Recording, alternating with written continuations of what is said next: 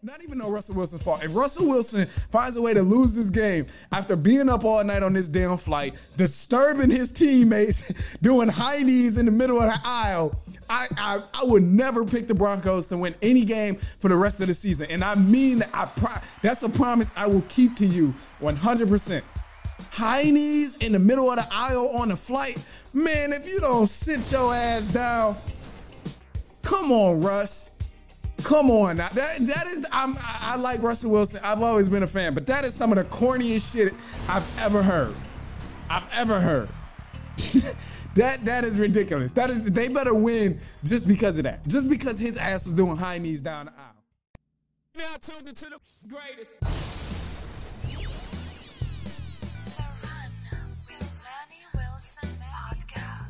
The Manny Wilson podcast.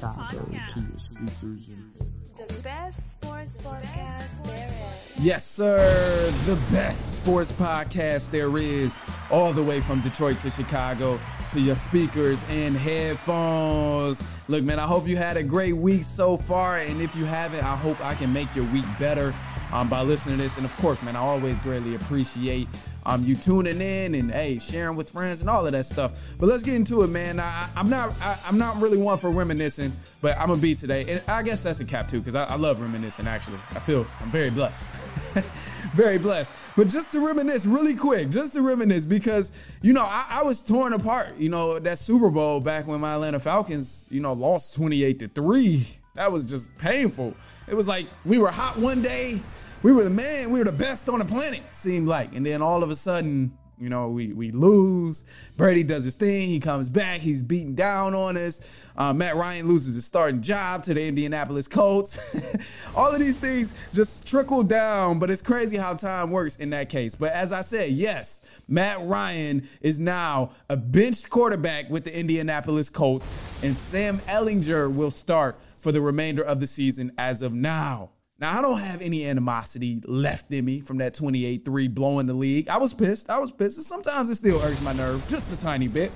But I've always said about Matt Ryan that he's an average quarterback that's going to keep your head above water, but he's not going to get you across the river. He's going to help your team be somewhat relevant. He's going to keep some sort of status to your team, keep you right above average, but he's not going to take you to your division round winning, and he's not going to take you to the conference championship. He's not going to take you back to the Super Bowl and actually win. He's an okay quarterback, but I'm just a firm believer that you should not be losing games the same way you have lost through the past. If you've been losing one way, why not try something else to possibly get a win? Do not keep doing the same thing to lose ball games. That's just a fool's mentality right there, and a loser's mentality. So I'm not upset about the Colts doing this, because from what I've seen, and even Matt Ryan over the course of history, when he was with the Atlanta Falcons, yeah, he was nice. I get it. He got an MVP. He took his team to the Super Bowl, won his division, won the conference. I was somewhat of a decorated quarterback. I can understand that. I'll give him that. And it's nothing about hating at all. But ever since Kyle Shanahan has left this man, the offensive genius, he hasn't succeeded at all. What has Matt Ryan done since he's dispartnered with Kyle Shanahan? Absolutely nothing. And even when he was still in Atlanta, it wasn't like he didn't have a team. He had the guys there. He still had Julio Jones. He still had Mohamed Sanu. He still had Devontae Freeman. Even got Todd Gurley at one point and couldn't do anything with it. So, I mean, you can say what you want about Matt Ryan being this quarterback that deserves a starting spot. But if you're not going to take this team to the next level, what am I wasting time for you? What am I wasting time with you for? Why waste this time of keeping you around and keeping me above average or keeping me just at average to not accomplish anything? As I said, he's a quarterback that's going to keep your head afloat, keep your head above water, but he's not going to get you across the river. And that's just how it is. And I seen something too. It was funny, actually, on Twitter. They were talking about that the Indianapolis Colts, they still haven't recovered from Andrew Luck, truthfully. And I think that's somewhat true, honestly, man, because Andrew Luck, he was a dog. I liked Andrew Luck when he was a quarterback, but they say he still hasn't recovered. And they say like the Colts is in a bad breakup right now. This is what the streets are saying now. This is what the streets is telling you. So I'm just a messenger right now. If you're a Colts fan, hey, I'm sorry, but look, I'm just the messenger of what's going on with the Indianapolis Colts. But hopefully Sam Ehlinger can actually come out and ball, man. I think it would be dope. I'm glad that he has an opportunity. You know, I'm a person who loves to thrive off opportunity, so I love when other people get that opportunity to showcase what they're about. So hopefully the Colts can do it. But look, we'll take a quick break. We're coming back with Giannis Antetokounmpo and Steph Curry in the mix. So we'll be back. Stay tuned. We'll be right back.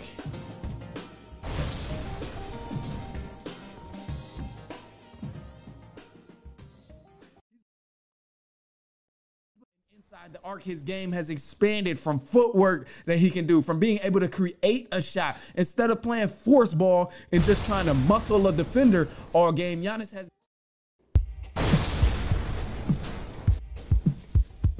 All right, so the Milwaukee Bucks the other night, man, they beat down on the Brooklyn Nets, actually, and Giannis finished with 43 points and 14 rebounds.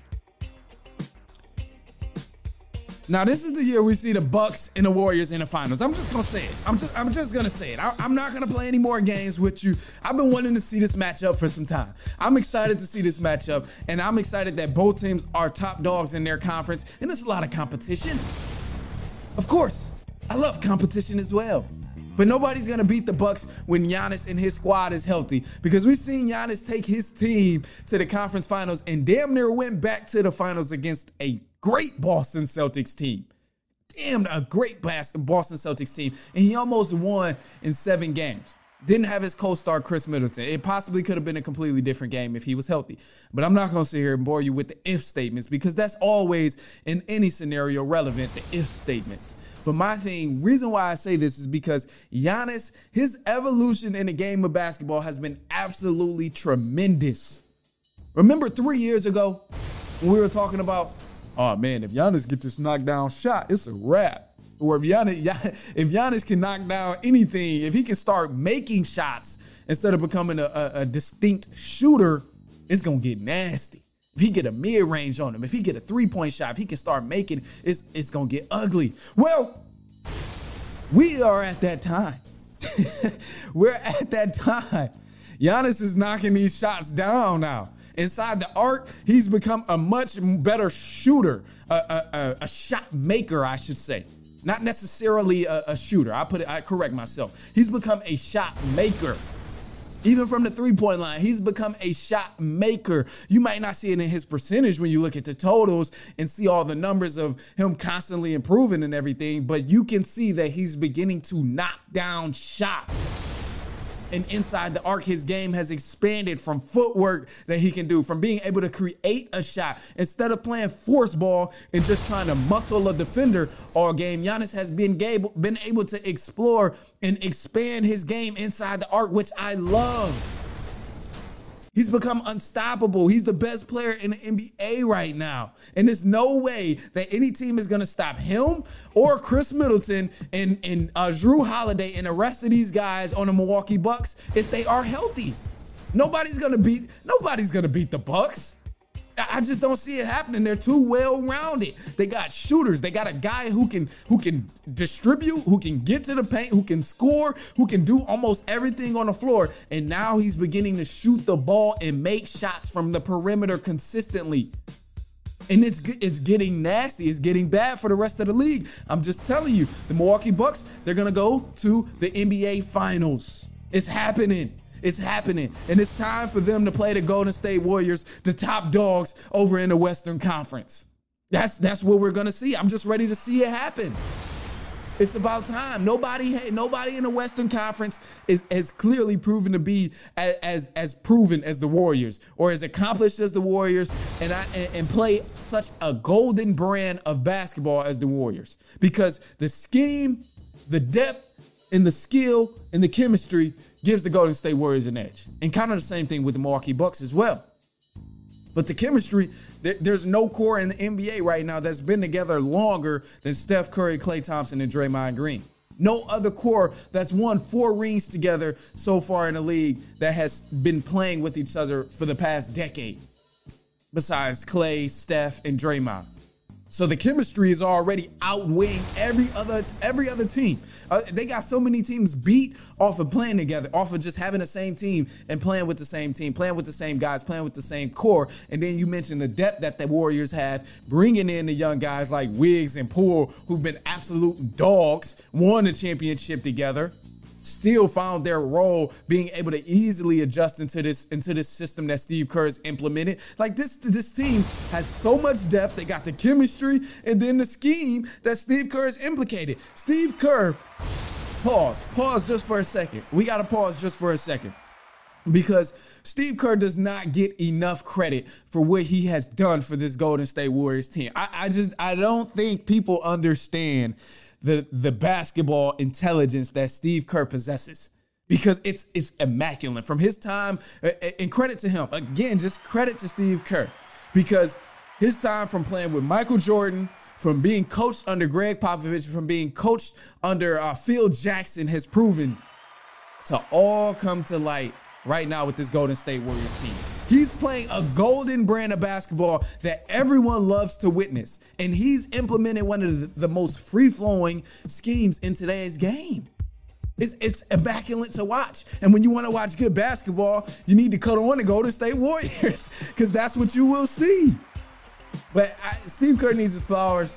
I'm excited. This is my early prediction. I had to touch on it. I had to touch on it before we got too far in the season, of my early prediction for the NBA Finals. I'm picking the Milwaukee Bucks and the Golden State Warriors to finally battle it out in the finals. I don't see any other teams in their conference that are a true premier threat of what both of these teams bring. From the Warriors, bringing all the chemistry, the depth, and the scheme that they have, and playing with those same core guys, nobody is going to contest the Warriors. I don't care how good they look in the preseason, the postseason, or the preseason and the regular season. The postseason is a completely different game.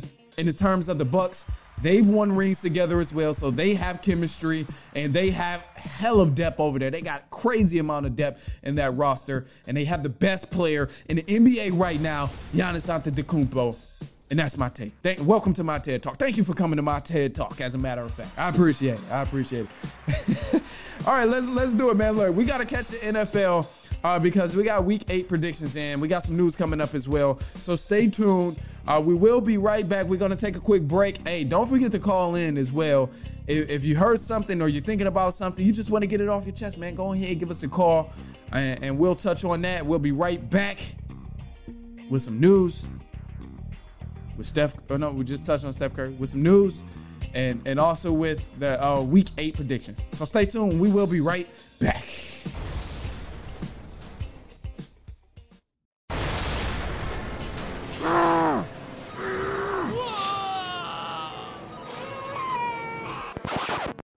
Now, you know, just because you're busy doesn't mean you got to be stressed. I'm crazy busy right there with you, but it can be easier. Next time you're on a run, just make it more fun and listen to The Run with Manny Wilson. It's The Run with Manny Wilson podcast.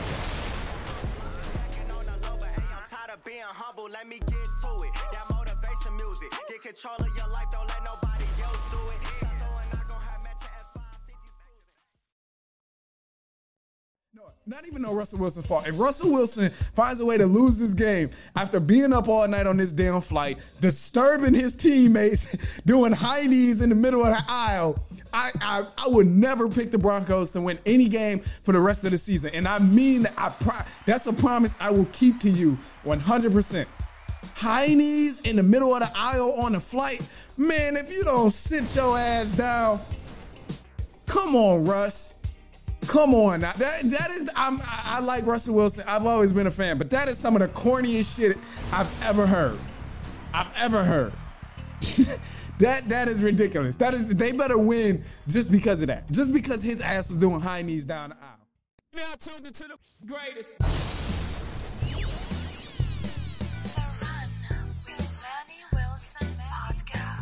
The Run with Manny Wilson podcast. The best sports podcast there is. Yes, sir. What's up, everybody? Welcome back to The Run with me, Manny Wilson. As I mentioned, man, let's touch into our news and then the predictions. So news for The Run. We have Chiefs DN Frank Clark was suspended for violating the personal conduct policy in the NFL. The suspension will cause him to miss week 9 and week 10 for the Kansas City Chiefs because they have a bye week here in week 8. The Baltimore Ravens, they will take on the Tampa Bay Buccaneers today for Thursday Night Football on Amazon Prime. You can hear my prediction for that in just a second. I'm going to let you know right now, I'm picking the Baltimore Ravens to win this game. You just got to hear why. But the MLB, the World Series, will kick off on Friday between the Houston Astros and the Philadelphia Phillies. I need the Astros to win this game here.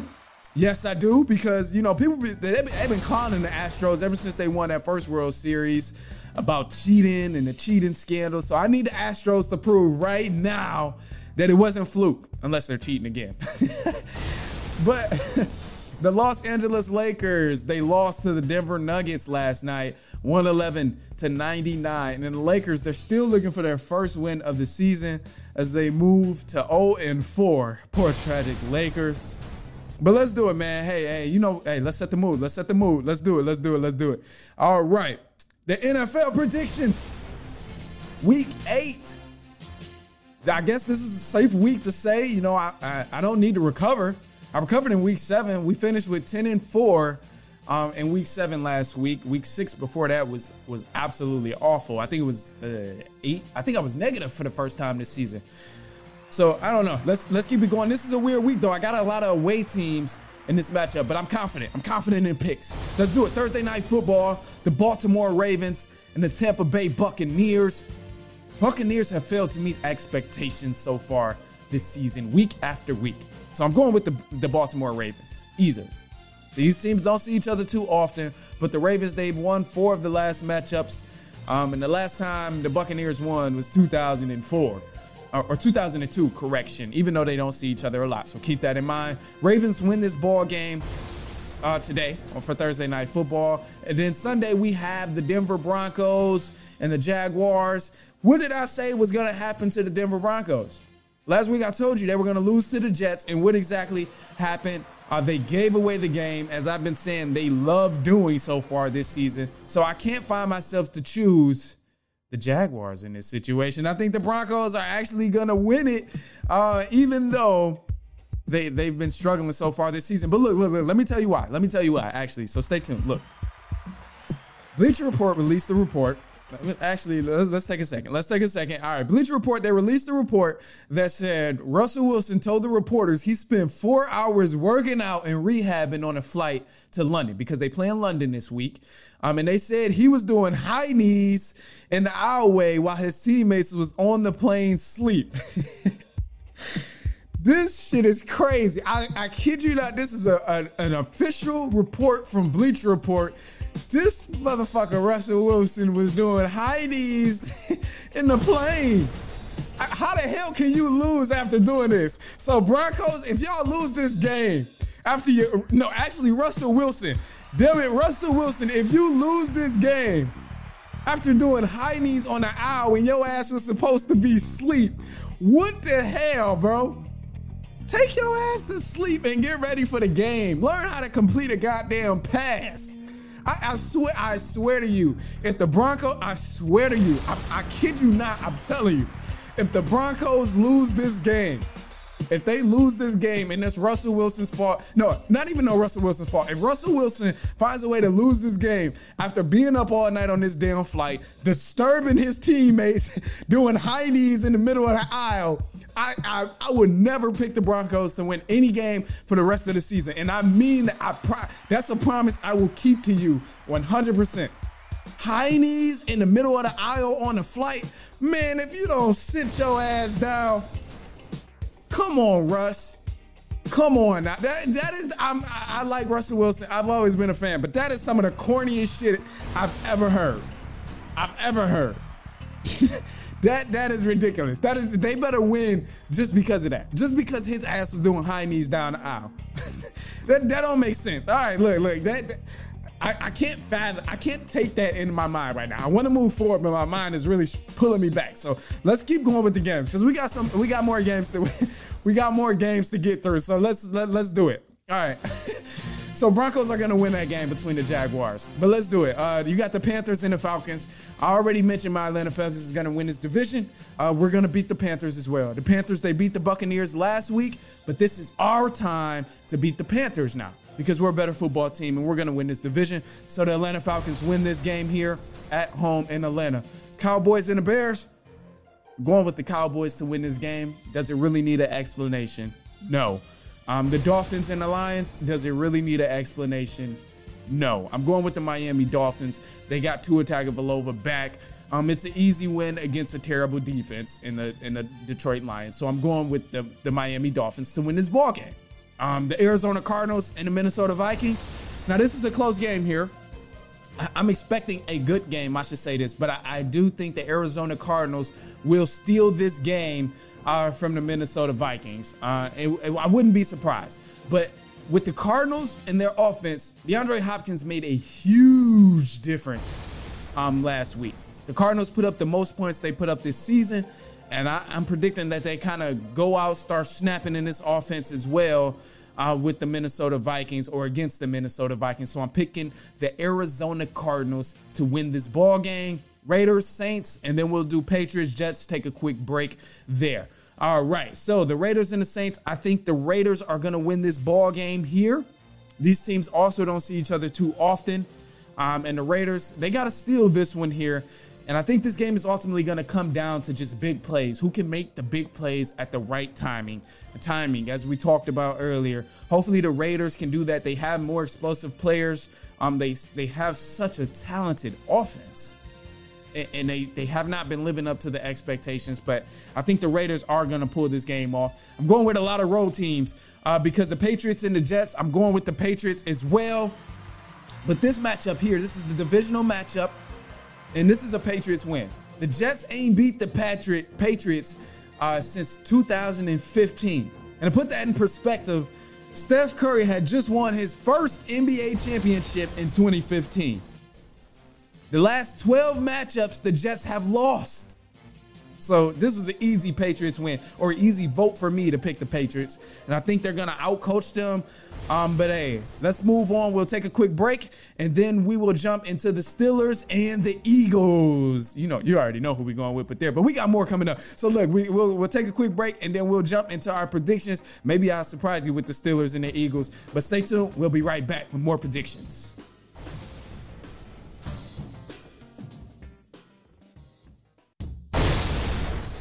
All right, let's do it, man. Hey, to kick off the predictions again, or to bring back the predictions, we got the Steelers and the Philadelphia Eagles. The Eagles, I don't even need to explain this. I was trying to hype it up before the break.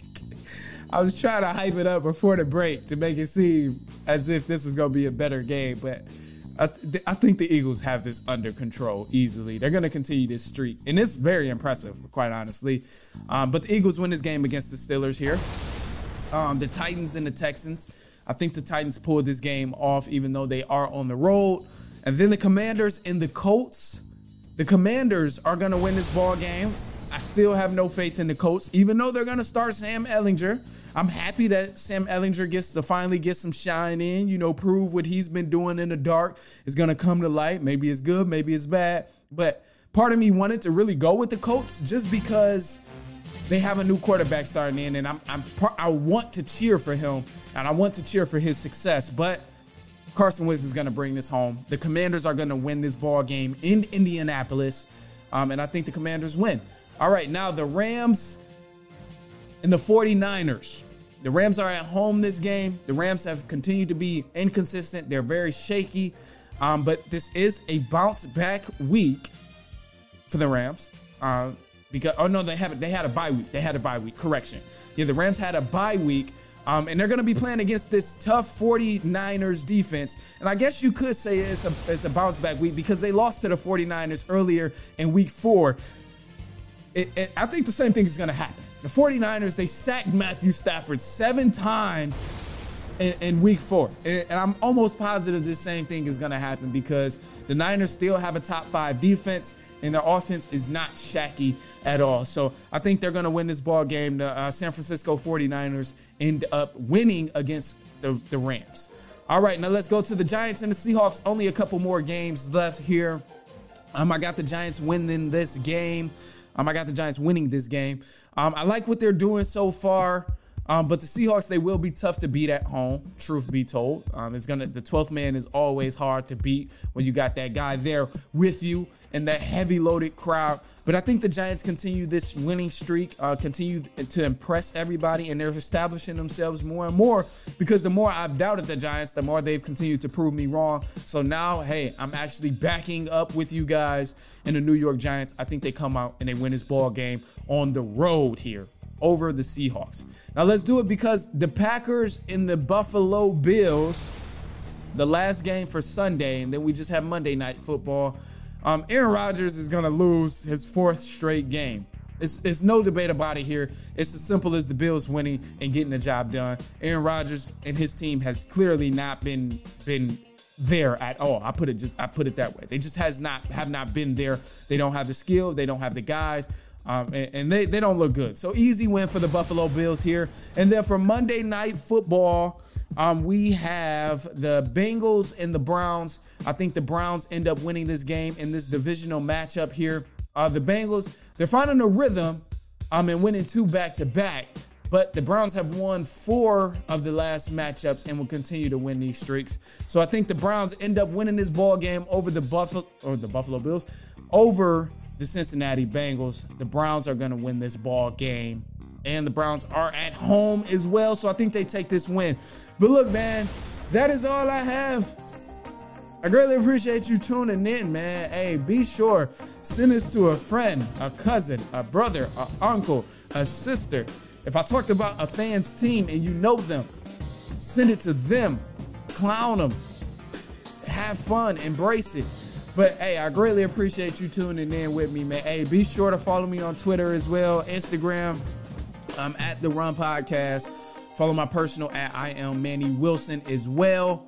And also too, man, be sure to, I'm trying to use Twitter more, so follow the Twitter also, but follow us on YouTube. Subscribe to us on YouTube at The Run Podcast. I don't know if you noticed, but we do video as well for the podcast now. Now. So check that out as well if you like to listen on YouTube. But hey, until then, we will be back later on next week. And so on and so on and so on.